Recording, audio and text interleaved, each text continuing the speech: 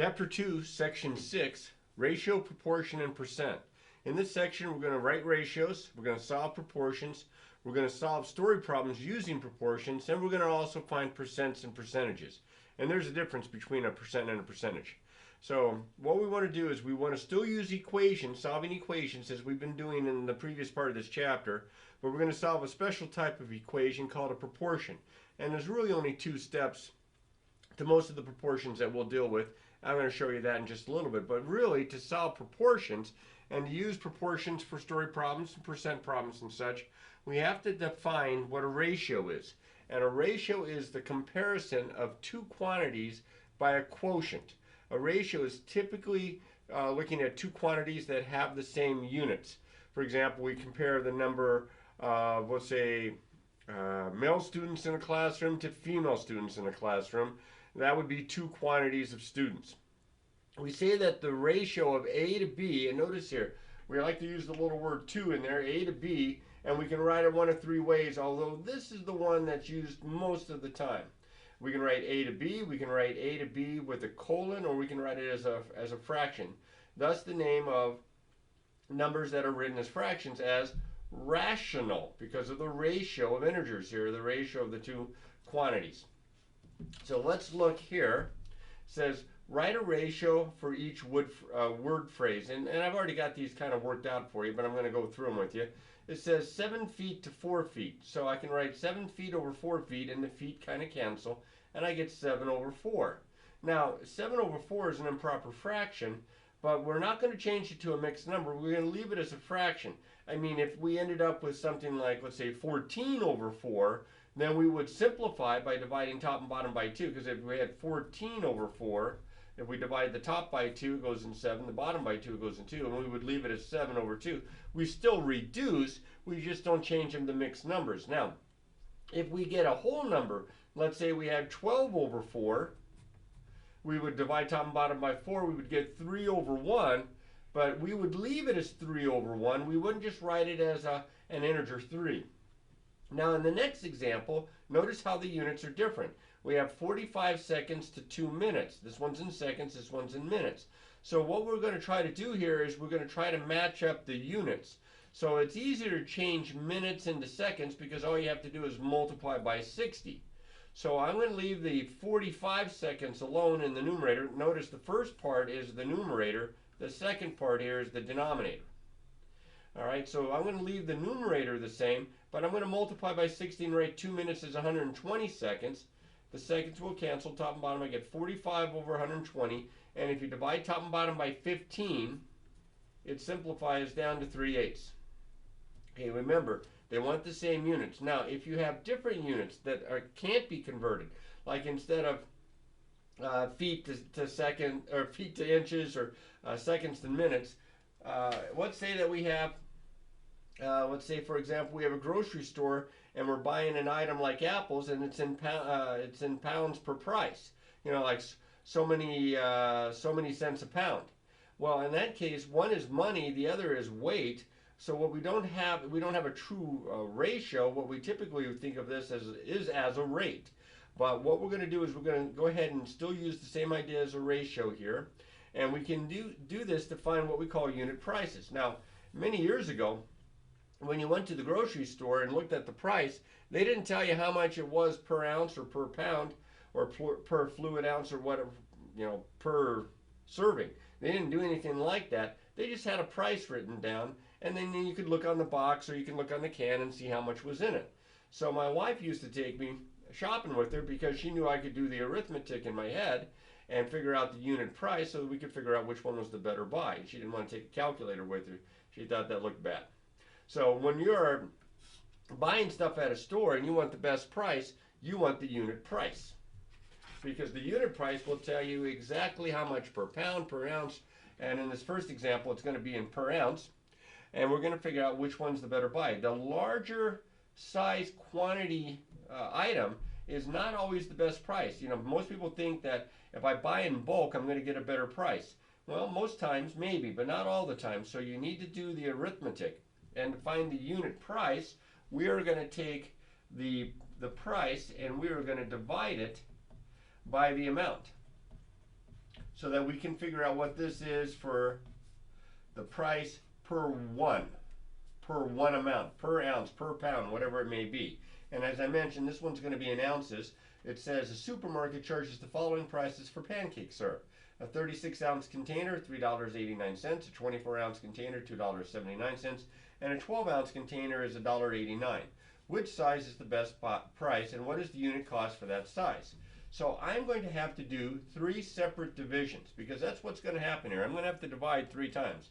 I'm going to have to divide $3.89 by 36, and of course I didn't bring my calculator with me, so that was a mistake. I guess I could bring up the one on the computer, but I'm going to start with the top one here. I'm going to put the decimal point straight up. Goes in 30, goes in 36 one time, so that's 36. That gives me 29. I may have to add a 0 here and take this out a little bit further. We'll see. And so 36 doesn't go into 29. If I bring down the 0, 36 goes in, is it 8? I think it's 8 times. See, that'd be an 8, carry a 4, yeah, 288. So it's really, really close to about 11 cents an ounce. This is very close to about 11 cents an ounce, because this is the money, and this is going to be per ounce. So it's about, I'm just going to go ahead and leave it, even though it's awkward as money. I'm going to write it like this. Okay. Now, I'm doing that. I normally would round to 11 cents, but I don't know how close the other 2 prices are. They may be much different and be easier to tell. So the next one up, I'm going to take $2.79, and I'm going to divide it by 24 ounces. That's the middle one here. So decimal point goes up, 0 there, that's a 1, so that matches. So that's 24, subtract 3, 9. Let's add another 0 just in case. 24 goes into 39 one time, so that's times 24 is 24 here. Subtract 15, bring down the 0, and it goes into that, I think, 6 times. I think that's 144. And there's still a little bit left over. So this would actually round up to about 12 cents an ounce. So this is a little bit more expensive. So right now, the first one here is the cheaper one, but I'll go ahead and write this out, even though it's, again, kind of awkward looking with the 3 decimal places. Again, I would round this to 11 cents. I would round this to 12 cents. Let's just check this last one, make sure. So I'm going to divide, move this up a little bit here so you can see it. I'm going to divide 12. I'm going to divide 12 into $1.89. And I'll add a 0 just in case. I don't think I'm going to need it though. Goes in 0 there, goes in 1. So that's 12. Subtract 6, 9 goes in 5. 60. Well, I can pretty much stop now. I don't even have to take it another spot here, because I'm already up to 15 cents, and 12 goes into that 7 times. So this would probably round up to 16 cents an ounce.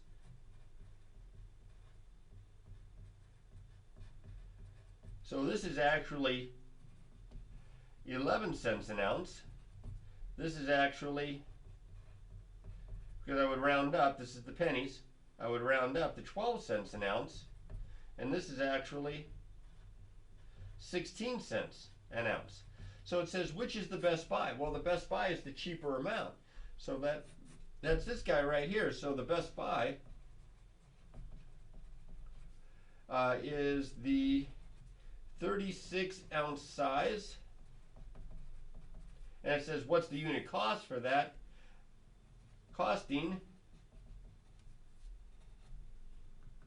11 cents per ounce. And there's my answer. Now, I would recommend that you get used to, especially if you're shopping with your money, that you start getting used to checking the unit prices. Now, the good news is, since the days when that I was talking about, they typically have the unit price listed for each item, so you can kind of compare a little bit easier. You don't have to go in there with somebody that knows how to do division or with a calculator.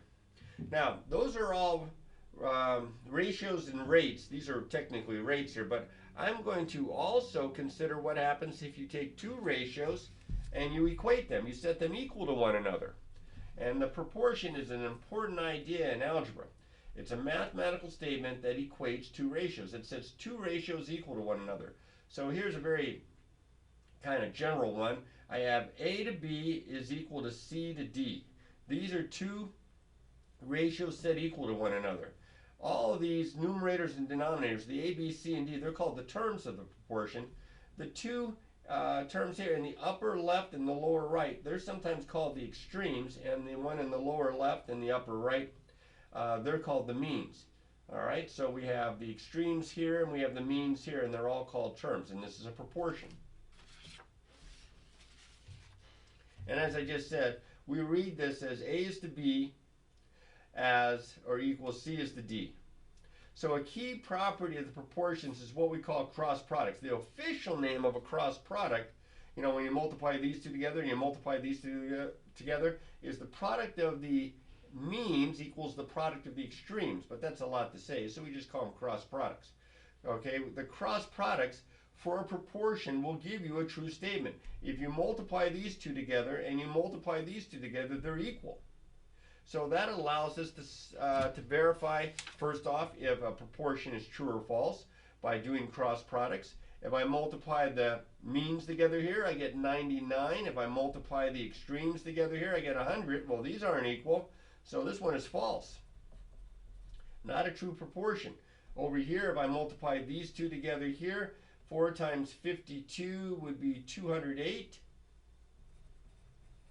If I multiply these two together, I'm guessing it's probably going to be 208. Let's make sure it ends with an 8 anyway. 1, 4, 1, 6, yep, 208.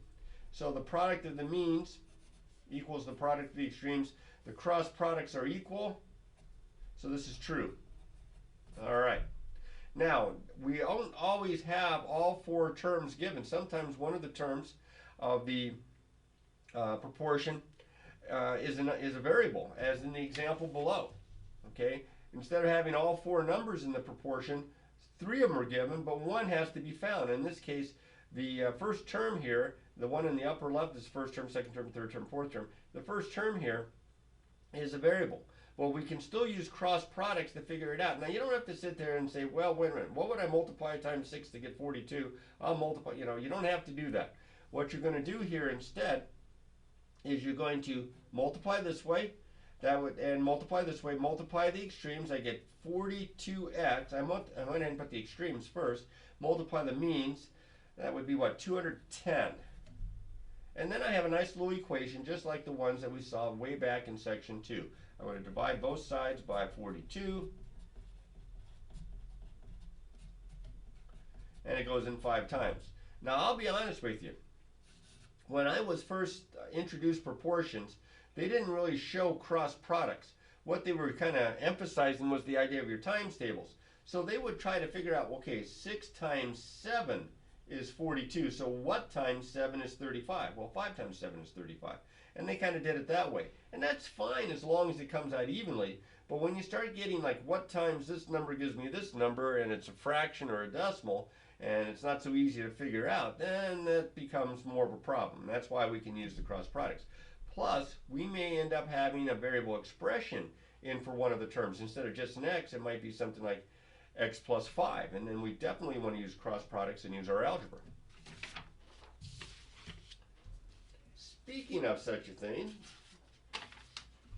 here's an equation. It is a proportion. It is a ratio set equal to a ratio, and I am going to use cross products. The product of the means, so that's 6 times the entire numerator there, 3x or 3k plus 2 is equal to the product of the extremes. That's 4 times k minus 3. So I cross multiply, and I end up with an equation that looks like something that we had back in section 2 or section 3 of this chapter. I'm going to have to distribute and simplify both sides. Good thing we practiced that first. And then I get 4k minus 12. And then I'm going to get the variable on one side, so I am going to subtract 4k from both sides. And 18k minus 4k is 14k plus 12 is equal to negative 12. Did I write this down right? All of a sudden I'm doubting my work here. 4k minus 12, that looks right. Doggone, that looks right. I just thought it was going to come out to be a nice even amount, and this one's going to come out to be a fraction. So now I'm going to subtract 12 from both sides. So I get 14k is equal to negative 24. Then I'm going to divide both sides by 14. and I get k is equal to, now I have a negative divided by a positive is negative. It's not going to go to an evenly, so what I may do here is I may just first simplify it by dividing top and bottom by 2, and I would get 12 over 7. Now I could leave it just like that. It's not the world's worst thing to have an improper fraction as the answer to an equation. But if you just feel strongly about changing it to a mixed number, I'm good with that as well. And that would be a tough problem to sit there and try to figure out what I would have to do without actually doing the cross products, get that answer. All right, story problem time. Now we're going to also do some percents, but before we do percents, I want to show you how you can use a proportion to set up a story problem. Now, it says here 20 gallons of diesel fuel cost $37.68. How much would 16.5 gallons of the same fuel cost? Now, I am going to set up two ratios, and I'm going to set these ratios equal, but the first thing I'm going to do is I'm going to let x equal the cost of 16.5 gallons of diesel fuel. So to figure this out, I'm going to write ratios of the amount of diesel fuel to the cost of the diesel fuel, or I could do it the other way around, it doesn't really matter. And this is not truly a ratio as much as it is a rate, so I'm going to write 20 gallons cost $37.68. How many gallons, 16.5 gallons cost how much money? Almost got that one reversed. So I'm going gallons to cost, gallons to cost. Now you could have it the other way around. You could invert both of these ratios here and write cost to gallons, cost to gallons. It'll work. Cross product, that would be 20x equals, and here's where I'm going to have to get fancy with my arithmetic here. 37, I should have grabbed a calculator, doggone it. Where was I? What was I thinking? So that's 0 carry 4, that's 4 carry 3, that's 8 carry 3, that's 18. That's an 8 carry 4, that's a 0 carry 4, that's a 6 carry 4, that's a 22. That's an 8, that's a 6, that's a 7, that's a 3, that's a 0, a 2, a 7 carry 1, a 1 carry 2, a 2 carry 1, a 6, with 1, 2, 3 decimal places. 1, 2, 3 decimal places. So I get 621.72. I don't need that 0. Now I'm going to divide both sides by 20. So my arithmetic is not over yet. So if I divide by 20, and because that's exactly, I'm trying to figure out this cost. So now, let's bring it over here. I have 20 into 621.72. Might have to round to a penny here. So let's see, that goes in 3 times, that's 60. 21 goes in 1 time, that's 20. 7 doesn't go into 7. 72 here, it goes in, let's see, that would go in 8 times. That's 160. Oh, I'm going to have to take it out one. See if I'm rounding up or down. So that's 120, and that's going to go in 6. I'm rounding up. So x would be approximately, equal sign with a little dot above it is approximately 31.086. So what was the cost? The cost of 16.5 gallons of diesel fuel. Oops, got to spell fuel right. If I could spell fuel, well, try it again. Here we go. The cost was, I'm going to round it up to the nearest penny, $31.09. All right. Now, we jumped to percents because percents are so prevalent in algebra that we need to do a quick review. Remember that a percent means per 100. It's a ratio where the second number is always 100. 50% is 50 over 100. 1% is 1 over 100. And of course, we can convert these easily to, because the denominators are 100, we can convert these easily into decimals. Percent means out of 100 or per 100. So, quick review. To convert a percent to a decimal, it's just a matter, because a percent is out of 100, it means you're dividing by 100. And when we divide a whole number by 100, we slide the decimal 2 places to the left. Notice 2 places to the left, and then you drop the percent sign, 0.48. So 5%, I slide it 2 places to the left. Now there's only one place, so I'll have to add a 0, and I drop the percent sign, I get 0.05. 7.11%, add a 0 here as a placeholder, I slide it 2 places to the left, drop the percent sign, I get 0.0711. I like the 0 to the left of the decimal point. Some people drop that off, but I think it's a good number to write down. Kind of shows you the place values there. Now to go the other way around, let's say we have a decimal and we want to convert it to a percent, we just reverse the steps. Instead of sliding it 2 places to the left and dropping the percent sign, we slide it 2 places to the right and we tack on the percent sign. So we slide it 2 places to the right and I get 0.7, and then we tack on the percent sign. Now this one is a 5, and 5 would be like 5.00, so we slide it 2 places to the right and then we add on the percent sign, 500%. Now there are 2 ways to set up percent problems. One is with a proportion, and that's the one I'm going to emphasize, but we can also use percentage is equal to percent as a decimal times the base. Now let's think about what a percentage is. If I say that 50% of 12 is 6, 6 is the percentage. 12 is referred to as the base, and of course the 50% is the percent. Alright, so the percentage is that part out of the whole amount, out of the base, that your percentage is of. So in this case, when we set this up, most of the problems are going to be using the words is and of. Now you can think of it as x over 100, what percent, equals percentage over base. But we can think of this also as percent over 100 equals is over of. And you'll see why in this first example that I'm going to do for you. Now the other way to do this is to leave the percent or change the percent to a decimal and think of it as percentage equals percent, that's this guy here, times the base.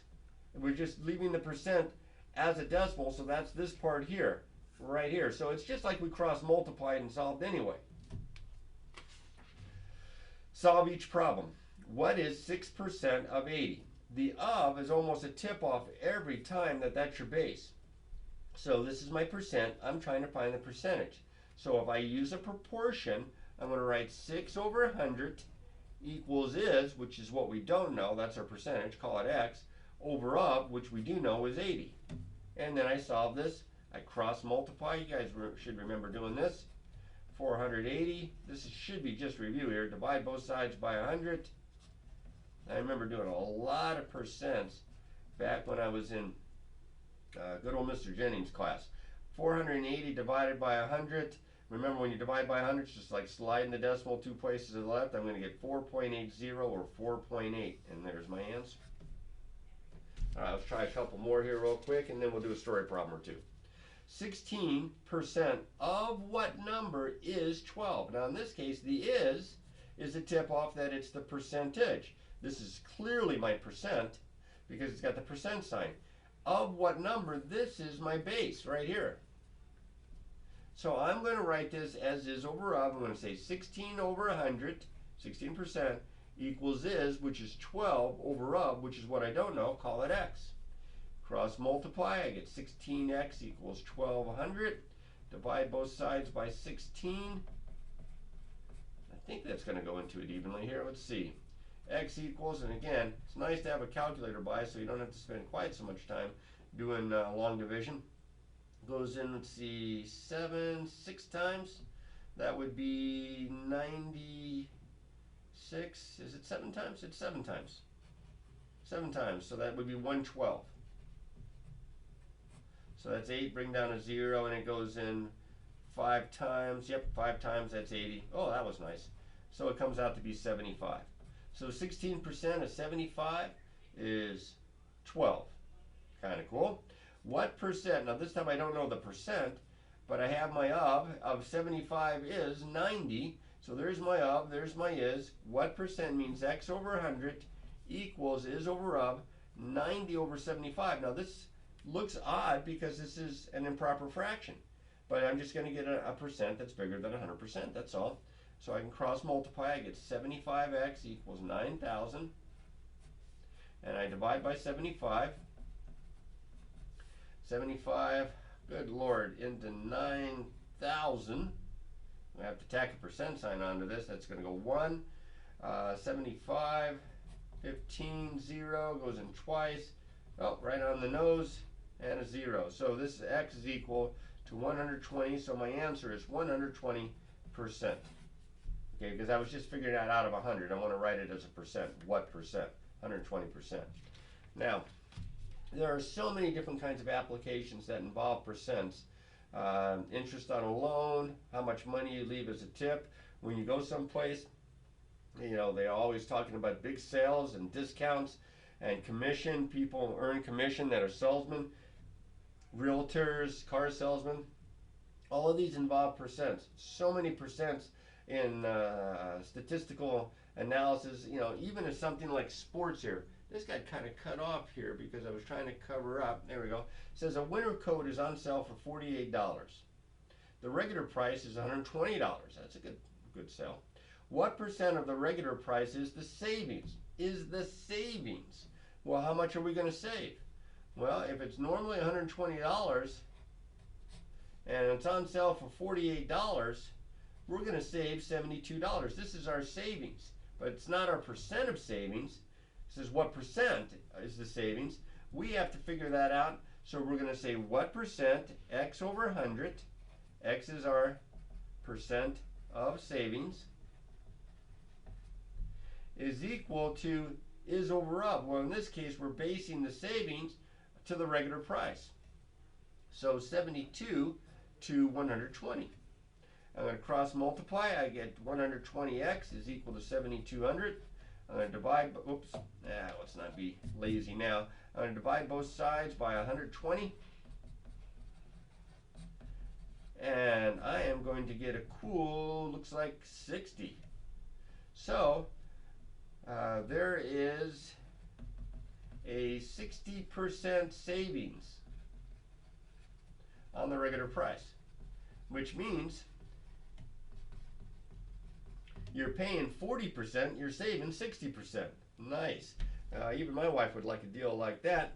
All right, so now, these problems, so many different types with ratios and proportions and percents. Need to really make sure that you take the time to practice, practice, practice.